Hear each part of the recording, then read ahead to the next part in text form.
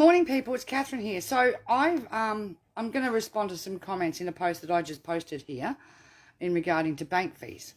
Let's explain something here. I've been watching the Senate estimates and the Senate inquiries and been involved with all this stuff for quite a long time. And these questions were brought up in 2015 Senate inquiry regarding Cashless.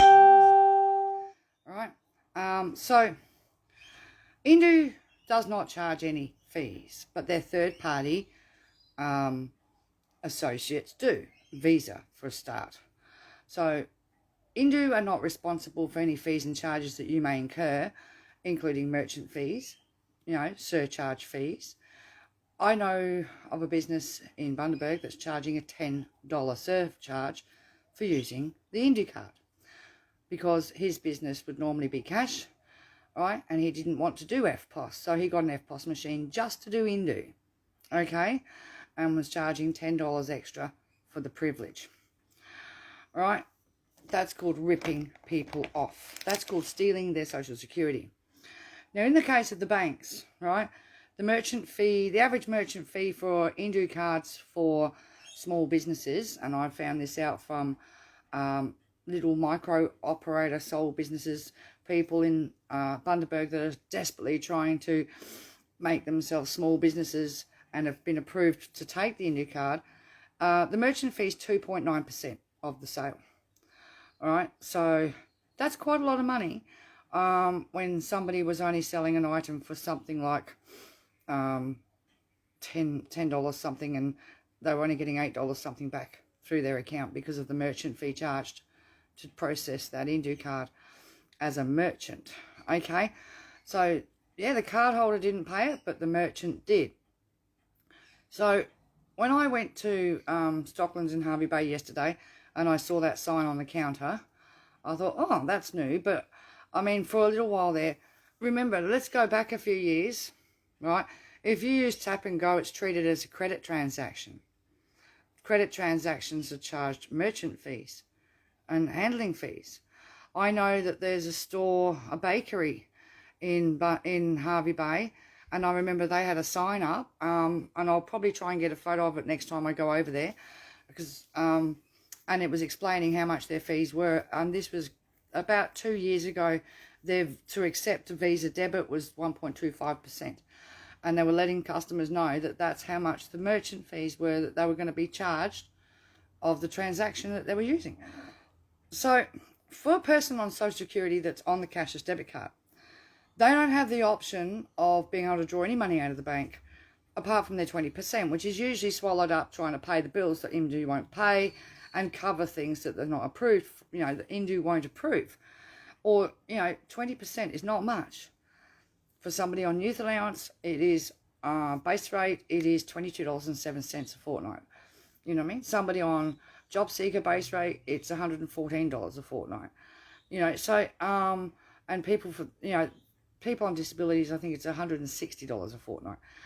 It's so, but it all depends on the person's circumstances. But most of the time, all the card holders I know, the 20% is a joke, because they've usually got to use their $200 per 28 days and their 20% to be able to cover their car repayments, car insurances and other bills that indue will not pay, or catch up on daycare fees that indue have not paid and won't do, or when rents bounce back, you know what I mean? So all of their cash portion is being used on bills and trying to keep their head above water. So you walk into a situation like yesterday, I was fortunate, I had cash on me. And the woman just automatically said, oh, is that on card? And I went, nope. And she was quite shocked. And I paid for my items in cash. I did not pay a surcharge. So there's somebody here, oh, but the merchant pays a surcharge on cash. No, they don't. And another thing too, because I didn't use my card, my information wasn't data collected, right? Because you see, that's the difference, right? I can go and buy that ice cream in anonymity. I can have my privacy buying whatever flavour I want, or the hot dog or the drink or whatever. Do you know what I mean? But somebody on the Cashless debit card doesn't have that, right? That transaction is monitored. Oh, you went to Wendy's. You know what I mean? You went to Coles. You went to Woolies.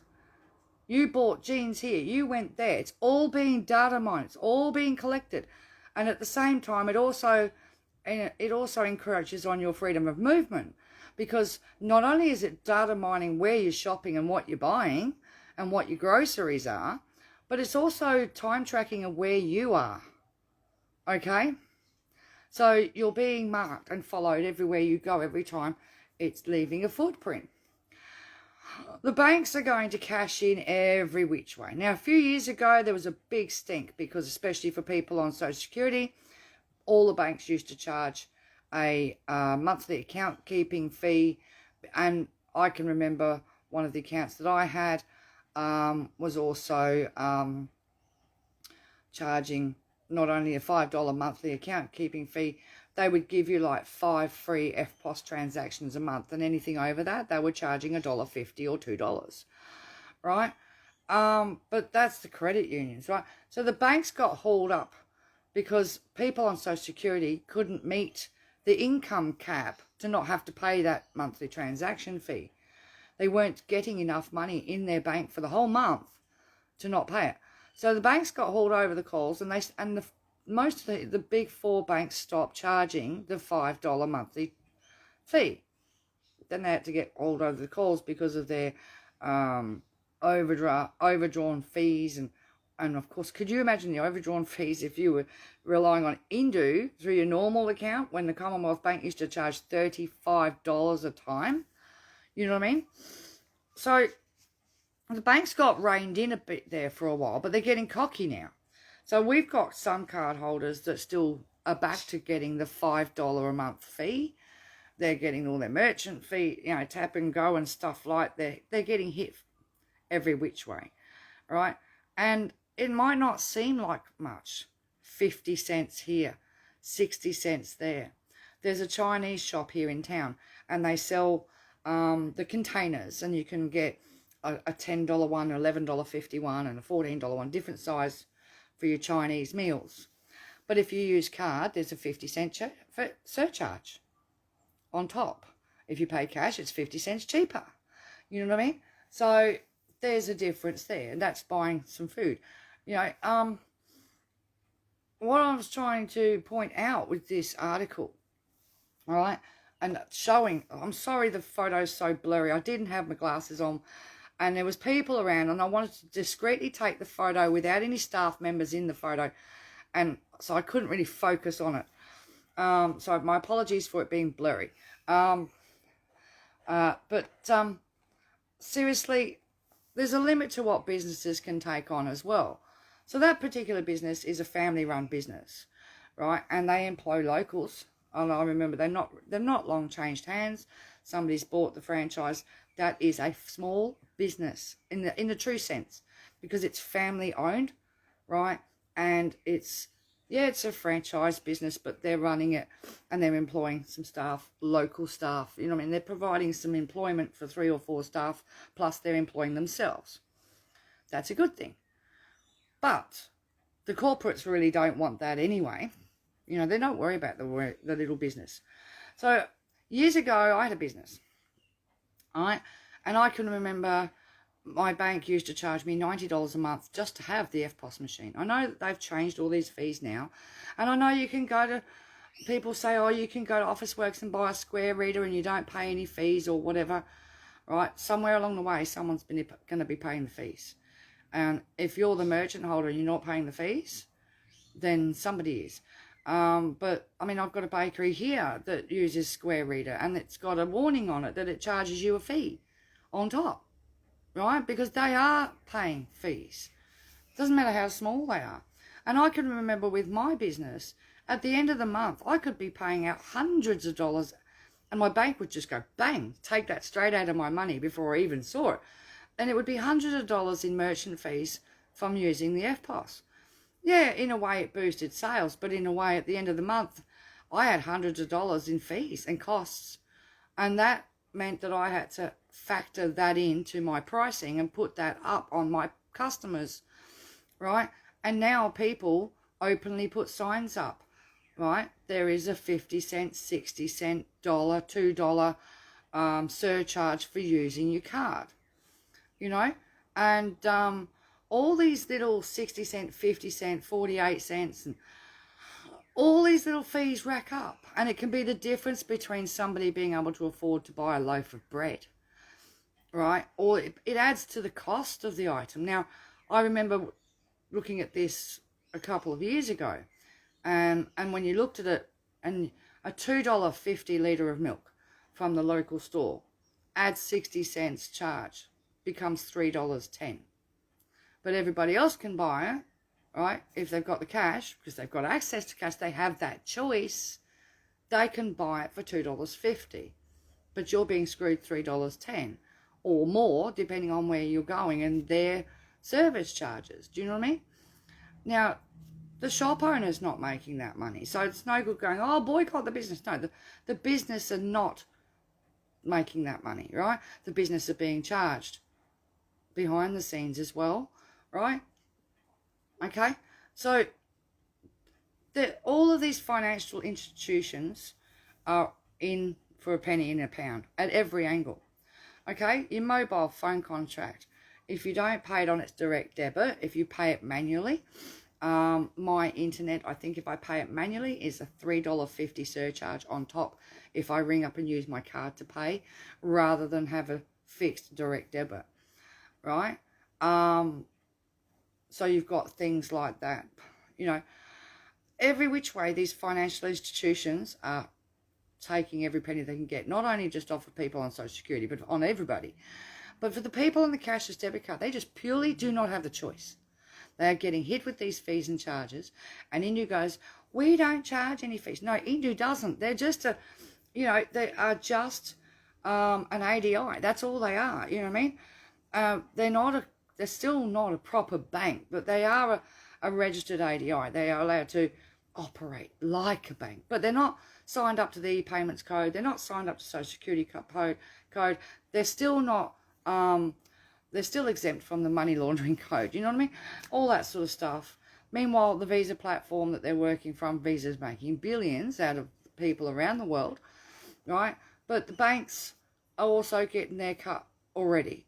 And when you're talking about people on such low income, when some people have as low as, you know, one person I ran across was only getting $147 a fortnight on their card and only had access to $27 cash a fortnight, right? $10 worth of fees in a fortnight is a meal, is a bus ticket. Well, you can't use the card on the buses, so that's a moot point. You can't use it on that sort of thing. You can use it on a Go card, but you can't, yeah, it's tricky. And of course there's fees, again, fees, right? So when you calculate how much money a recipient's getting out of their Social Security, they're not getting an awful lot left for themselves, because by the time they've paid all the fees for doing their shopping, and they've lost this little bit here, and this $10 here, this $5 here, this $2 here, whatever, I wouldn't, because everybody's individual, so it would be hard to calculate, and it's very hard to see what fees you're paying, because it's not on your statement half the time. I think somebody sent me a screenshot of the merchant fee for doing your shopping at Coles was 48 cents.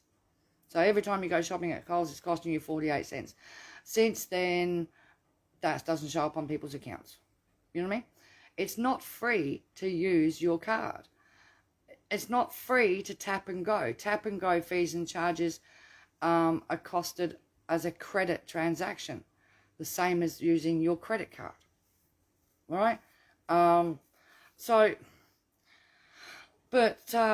Yeah, I just wanted to clarify some things, because a lot of people, you know, oh, just use card, but working people are ignoring the fees that they're copying to. Businesses are copying it. Yeah, it's lovely to be so convenient, right? Yeah, it's just so lovely to be so convenient. Walk in, tap out, walk it, go. It's fast and convenient. What a lovely future we thought of. But the thing is, at the end of the day, everybody's going to be paying for that feature. And the banks are and will cream it. They will cream it.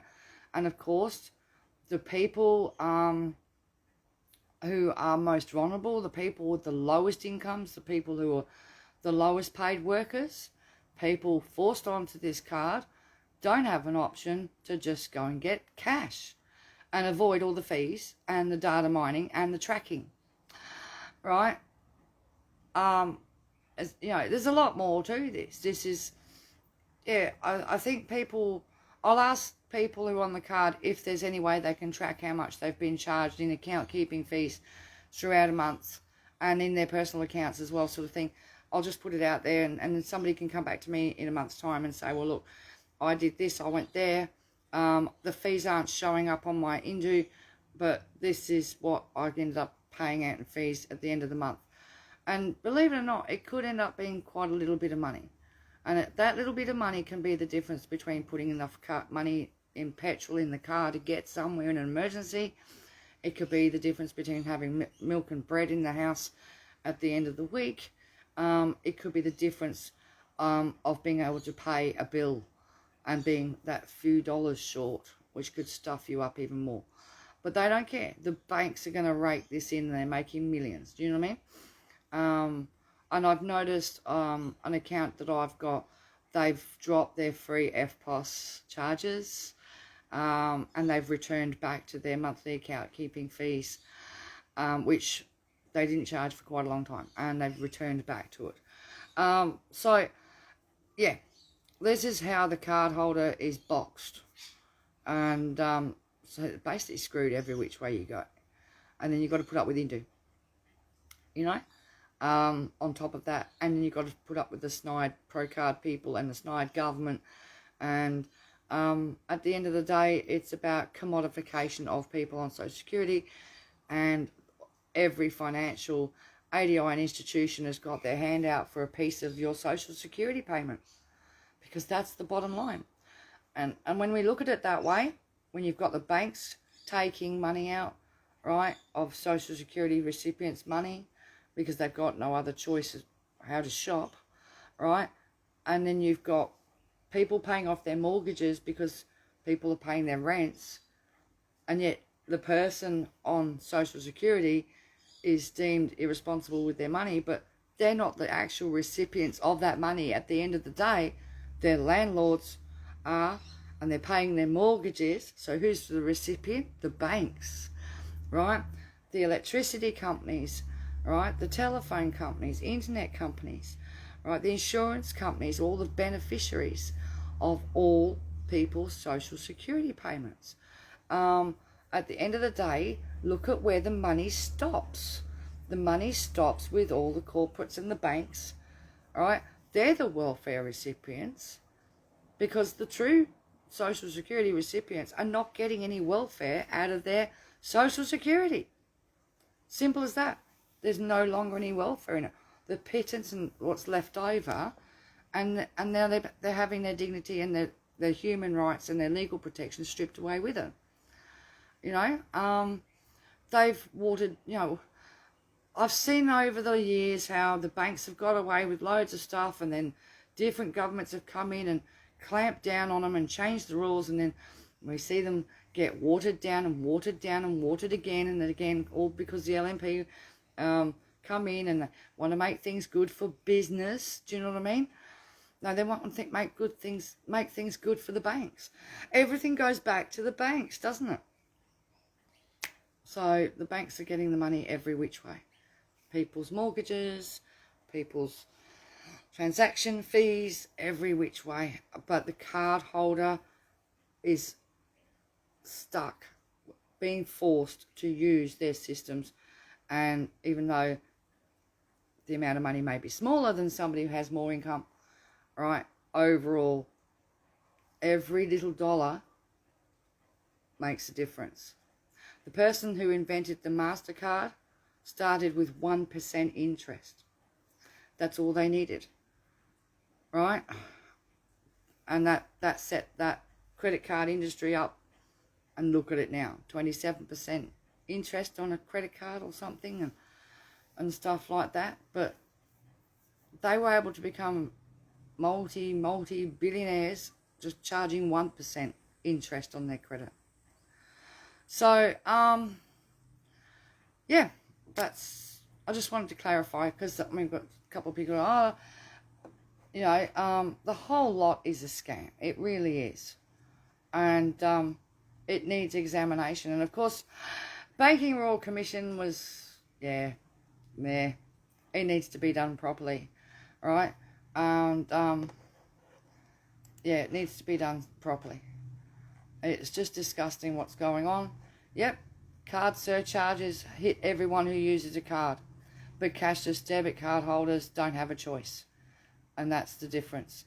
When you're set outside the legal protections in this country, including consumer retail protections, all right, your rights are all set aside, and you're forced to pay these fees and charges because you don't have an option. Whereas the rest of the community has their consumer rights at law all protected, their privacy all protected, and if they want to use card or cash, they've got that choice. And if they use cash, all right, they don't have to worry about being data mined, tracked and traced everywhere they go. Simple as that.